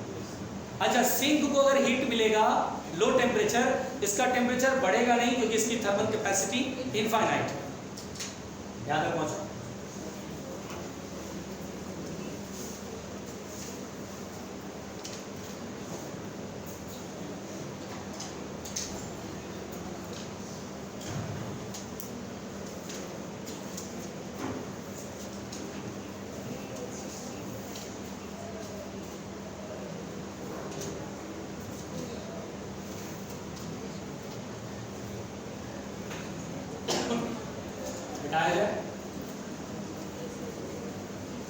इधर बिठाओ,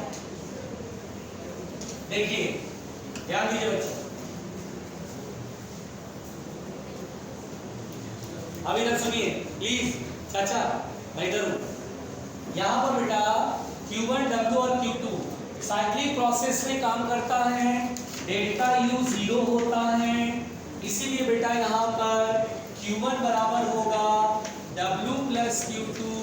अगर मुझसे कहेगा what will be the work done by the heat engine, तो वर्क डन होगा Q1 माइनस Q2। यहाँ पर हमसे पूछा जाता है इफिशियंसी, क्या पूछा जाता है बेटा, efficiency. Efficiency eta is equal to होता है, ईटा का डेफिनेशन क्या होता है, तो work done upon heat extracted, work done upon heat absorb कर लो, हीट एब्जॉर्ब। और अगर इफिशियंसी परसेंटेज में बतानी है तो 100 से मल्टीप्लाई करके परसेंटेज बोलेंगे। प्लीज शांत रहिएगा, प्लीज शांत रहिए। Work done is the W और heat absorb is the Q1 into 100, ये इफिशियंसी है। यहाँ पर बेटा वर्क डन का फार्मूला क्या है, क्या है वैल्यू, Q1 माइनस Q2। अब Q1 अगर करेंगे तो 1 minus Q2 upon Q1 into 100 ये परसेंटेज में इफिशियंसी आती है हीट इंजन की। Efficiency of an heat engine is 1 minus Q2 क्या है? Heat rejected to the sink. Q2 क्या है बेटा? हीट रिजेक्टेड टू द, अरे बोलो वरना सो जाओ। Q1 क्या है? Heat absorb from the source. लिखो आराम से भाई, आराम से।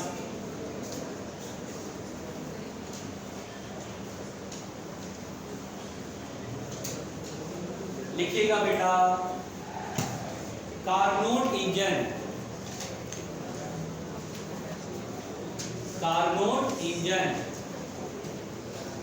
अब पिक्चर चल रहा है, बीच बीच में जाओ, समोसे खा के आओ, पानी पी के आओ। अच्छा अभी गाना चल रहा है, कोई बात नहीं, चलते थोड़ा।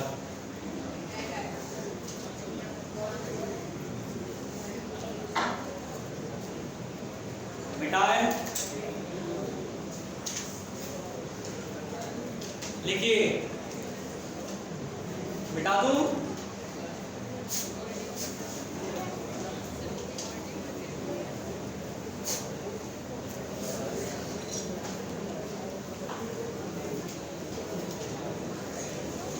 हाँ भाई देखिए, कार्नोट इंजन। अच्छा बेटा, कार्नोट इंजन में इफिशियंसी के क्वेश्चन बहुत आते हैं। कार्नोट इंजन में इफिशियंसी के क्वेश्चन बहुत आते हैं। सुनिए ध्यान से, कार्नोट इंजन ध्यान से सुनिएगा, मैं बोलूं? देखिए कार्नोट इंजन कैसे है, कहानी क्या है, सुनिए। दरअसल क्या होता है बेटा, ये सेकेंड लॉ ऑफ थर्मोडायनेमिक्स पर बेस्ड है। किस पर बेस्ड है? और याद रखिए सेकेंड लॉ ऑफ थर्मोडायनेमिक्स का कोई पर्टिकुलर स्टेटमेंट नहीं लिखा है मैंने, क्योंकि कोई पर्टिकुलर स्टेटमेंट है ही नहीं। कार्नोट इंजन और refrigerator works on accordingly to the second law of thermodynamics. Second law of thermodynamics, इसमें अलग अलग साइंटिस्ट के अलग अलग बातें हैं। किसी ने ये कहा it is impossible to design an engine which having 100% efficiency. ये इम्पॉसिबल है कि आप ऐसा इंजन डिजाइन कर लो जिसकी इफिशियंसी 100% हो। ये आप कह सकते हैं सेकेंड लॉ ऑफ थर्मोडायनेमिक्स। सुन लो यार, जो बोलता हूं जरूरी है। किसी और ने कहा कि सेकेंड लॉ ऑफ थर्मोडायनेमिक्स ऐसे समझो, heat can flow from high temperature to low temperature without any involving mechanical work. बिना किसी मैकेनिकल वर्क के हीट अपने आप हाई से लो टेम्परेचर की तरफ फ्लो होता है। But if we want to heat flow from low temperature to high temperature, then you should have to do some external work. यानी बोला जाता है with the help of external work you can supply, you can flow the heat from low temperature to high temperature. Low temperature से high temperature heat external work करके आप flow करा सकते हैं। फर्स्ट लॉ बोलता है हाई से low flow हो सकता है, सेकेंड लॉ बोलता है लो से हाई भी फ्लो हो जाएगा if you does some external work. मेरी बात समझ में आ रही है? अब यहाँ पर बेटा बहुत ध्यान से सुनिएगा। सबसे पहले कार्नोट इंजन जो कि सेकेंड लॉ ऑफ थर्मोडायनेमिक्स पर बेस्ड है। हाँ, कार्नोट इंजन की एफिशिएंसी 100% नहीं हो पाती है। कार्नोट इंजन की एफिशिएंसी 100% नहीं हो पाती है। अगर पूछा जाए क्यों नहीं हो पाती है सर, तो हम बोलते हैं कि सिंक का टेम्परेचर 0 केल्विन नहीं कर सकते हैं। 0 kelvin is a hypothetical temperature. अभी तक 0 केल्विन अचीव नहीं किया गया है, लेकिन 0 केल्विन अगर हो जाए तो एफिशिएंसी 100% है। अभी बताता हूँ कैसे आता है। तो यहाँ पर अगर आपसे कभी सवाल आ जाए कि why efficiency of Carnot engine is not equal to 100%, maximum होता है आमतौर पे जितने भी हीट इंजन उससे ज़्यादा होता है इसकी एफिशिएंसी, लेकिन 100% नहीं हो सकता है। क्यों? आपको सही ऑप्शन में ढूंढना है। कहाँ पर लिखा है कि सिंक का टेम्परेचर 0 नहीं हो सकता है, 0 केल्विन नहीं हो सकता है। और वो अभी आप देखेंगे। पहले यहाँ पर समझते बेटा कार्नोट इंजन है क्या। कार्नोट इंजन में कार्नोट ने किया क्या, ये एक वेसल लिया जो एडियाबैटिक वॉल का बना था। ये एडियाबैटिक वॉल का बना है और इसका जो बॉटम है वो कंडक्टिंग है। यानी base is conducting, base is conducting.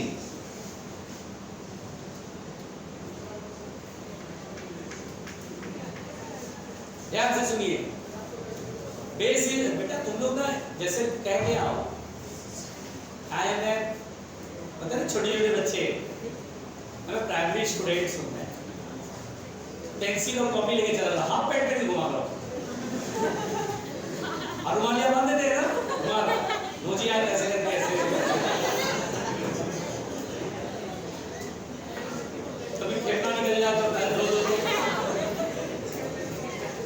मगर अब मान के चलेंगे कि आप बैल हैं, आप बच्चे हैं, आपको तो पता ही नहीं कि करियर क्या चीज है। बैल क्यों पढ़े जैसे दिखते हो भाई, हरकतें बच्चों वाली है बिल्कुल, ध्यान दो इधर, अभी तक नहीं सीख पाया। यहाँ पर बेटा एडियाबैटिक वॉल है, पिस्टन है, एडियाबैटिक बेस इज कंडक्टिंग, ध्यान दीजिए ये कंडक्टिंग बेस है और ये एडियाबैटिक वॉल है, ध्यान दीजिएगा, समझते रहिए आराम से पहले, क्योंकि जो बोलूंगा वो लिखवाऊंगा नहीं इसमें। अब यहां पर बेटा इसमें आइडियल गैस भर दीजिए, सुनिए सुनिए, और उसके बाद 3 स्टैंड लेते हैं, 3 प्लेटफॉर्म होता है बेटा, आराम से समझ लीजिए।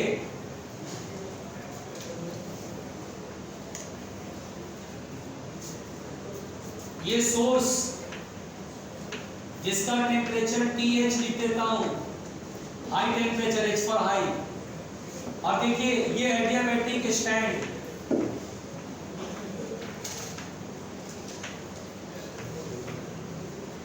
और ये सिंक, टेम्परेचर TL लो। अब सुनो सुनो सुनो, बहुत अच्छा लिखते हैं, मजा आ गया।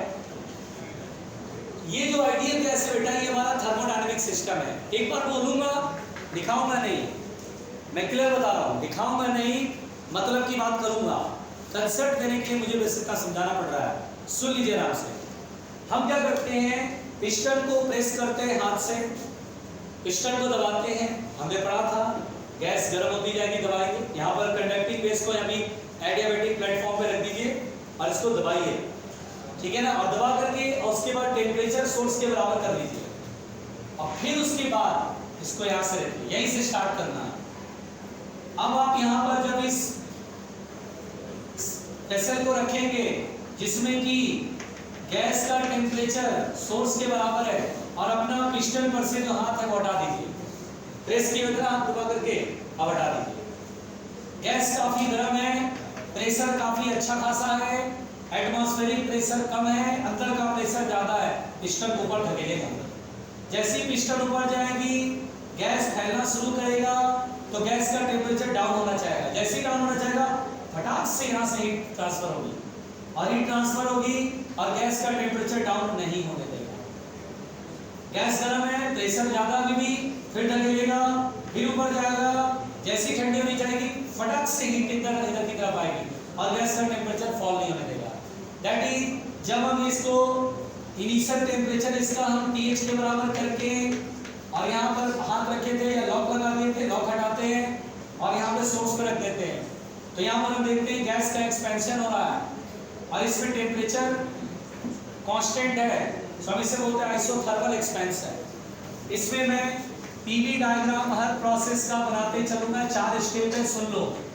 अगर मैं यहाँ पे PV डायग्राम बनाऊं, ध्यान से सुनना, वॉल्यूम और प्रेशर, पहले ये गैस का इनिशियल स्टेट है A, यहाँ पर गैस एक्सपेंड हो रही है, टेम्परेचर कांस्टेंट है, आइसोथर्मल प्रोसेस, आइसोथर्मल प्रोसेस में A से B आया, माना यहाँ पर गैस का प्रेशर है P1, वॉल्यूम है V1 और टेम्परेचर है TH, यहाँ से यहाँ तक में आइसोथर्मल एक्सपेंशन है, देखिए वॉल्यूम इंक्रीज हो रहा है, यहाँ पर प्रेशर P2, वॉल्यूम V2, लेकिन टेम्परेचर TH है। उसके बाद बेटा इसे उठा के एडियाबैटिक प्लेटफॉर्म पे रख दो, एडियाबैटिक प्लेटफॉर्म पे रख दो, तो गैस जो है वो इधर से हीट मिलना बंद हो जाएगा। गर्म गैस है, जैसी प्रेशर कैसे धकेलेगा ऊपर, तो यहाँ पर गैस ठंडी होने लगी क्योंकि हीट मिलना बंद हो गया। हीट मिलना बंद हो गया तो ये जो एक्सपेंशन है वो एडियाबैटिक एक्सपेंशन है, क्योंकि यहाँ पर गैस तो गर्म है, चूंकि इसी पर रखी होती है, उठा के तुरंत इस पर रखना, अभी भी गर्म गैस है, तुरंत यहाँ पर एक्सपैंड होगा और यहाँ पर हीट मिल नहीं पाएगी तो गैस ठंडी होने लगेगी।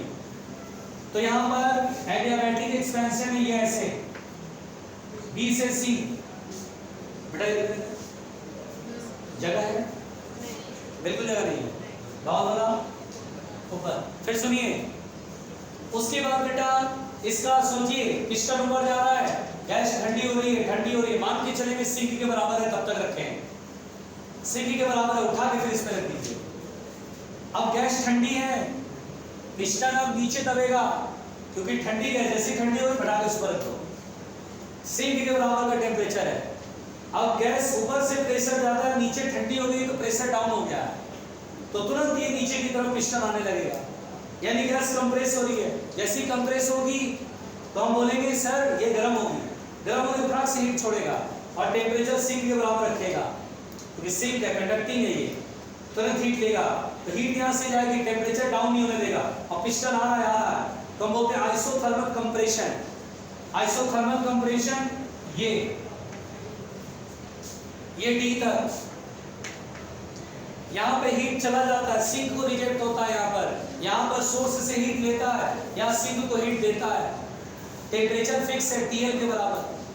अब उठा के फट से यहाँ रख दो, जैसे ही उठा के यहाँ रखते हो गैस ठंडी है, जैसे पिस्टन नीचे प्रेस करता है वेट की वजह से, एटमॉस्फेरिक प्रेशर की वजह से, तो गैस कंप्रेस होती है, और जैसी गैस कंप्रेस होती है गैस गर्म होने लगती है, तो एडियाबैटिक हीट दे नहीं सकता है, और गैस गर्म होते होते सोचेंगे TH के बराबर हो गया। ये वेटनरी कंसेप्ट है। तो यहाँ पर एडियाबैटिक कंप्रेशन, ये देखिए, अब आपको याद रखना है A से B कौन सा प्रोसेस है, जल्दी बताओ, आइसोथर्मल एक्सपेंशन।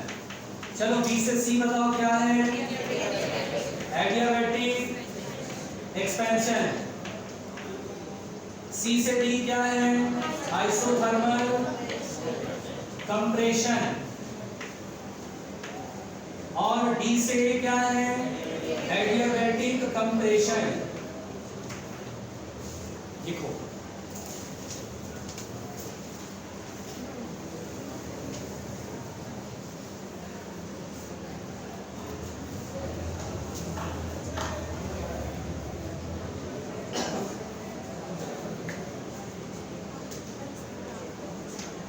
आराम से, कौन सा, C से D कर लो, तो दोबारा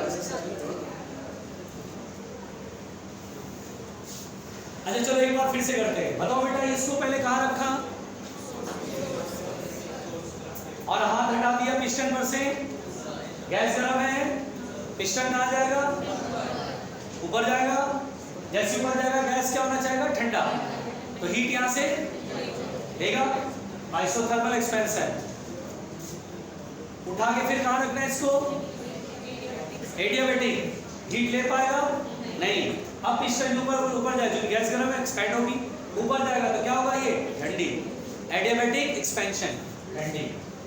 फिर ठंडे होते होते कितना सोचेंगे, सिंक के बराबर हो गया, कितना टेम्परेचर हो गया, sink is at low temperature, उठा के इस पर रखेंगे, तो आपकी बात ठंडी गैस है, पिस्टन अंदर कंप्रेस करेगा, कंप्रेस करेगा तो क्या होगा, गैस गर्म, तुरंत हीट छोड़ेगा और टेम्परेचर TL के बराबर रखेगा, इसको बोलते हैं आइसोथर्मल कंप्रेशन। फिर वापस एडियाबैटिक में रखोगे, एडियाबैटिक कंप्रेशन, जो इनिशियल स्टेट था वही फाइनल स्टेट में आ जाए, साइक्लिक प्रोसेस, यानी कार्नोट इंजन हीट इंजन की तरह वर्क करता है।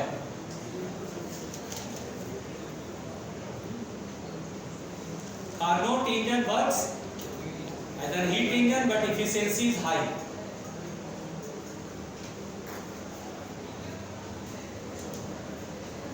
बस बेटा, बाकी बातें करते हैं कल।